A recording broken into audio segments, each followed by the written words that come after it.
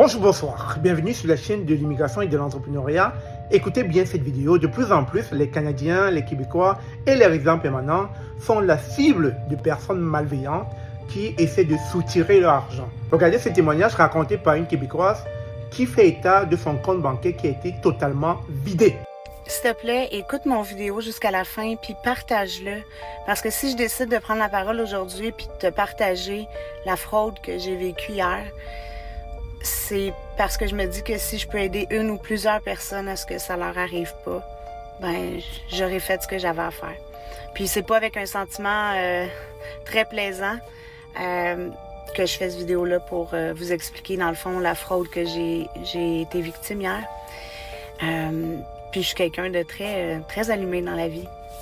Puis ça m'est arrivé. Donc je me suis fait vider tout l'argent dans mes 3 comptes de banque en l'espace d'un claquement de doigts. Donc hier, il est 6h30, je viens de finir de souper, mon téléphone sonne, c'est écrit un numéro 1877 et c'est écrit TD, donc je réponds. Et on me dit « Oui, bonjour, c'est Charles, département des fraudes. On veut juste voir avec vous parce qu'il vient d'avoir un virement de 3 000 $ qui est fait de votre compte et il a l'air suspicieux comme transaction. Est-ce que c'est vous qui venez de faire le virement? » Fait que j'ai dit non, c'est pas moi qui viens de faire le virement. Il m'a dit « OK, parfait, là, je vais bloquer tout de suite le compte. » Il dit « Je vais vous envoyer dans le fond un code de validation, là, comme la même procédure parce que je parle souvent avec TD et la procédure est qu'il t'envoie un code de validation par message texte. Donc, je reçois le code par message texte dans les mêmes messages textes que je reçois ceux de TD. Donc, à ce moment-là, pour moi, c'est comme OK, tu sais. Et alors, donc, je lui donne le code. Et par la suite, dans le fond, on me demande d'aller sur mon ordinateur, d'aller sur tdalerte.com.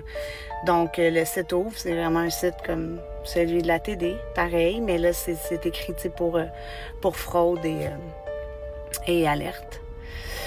Donc, à ce moment-là, il me demande de rentrer, dans le fond, mes informations. Je ne divulgue aucune de mes informations, mais je rentre sur ce site-là, qui n'est pas le site de la TD, là, je le sais maintenant, hein. Et je rentre mes informations, donc, et ensuite de ça, dans le fond, je clique et ça me dit, dans le fond, je vais recevoir encore un code de validation. Donc, je reçois encore le code de validation, toujours dans les mêmes messages textes que je reçois tous mes codes de TD. La même chose, pareil. Alors là, je rentre le code de validation et là, ça fait processing.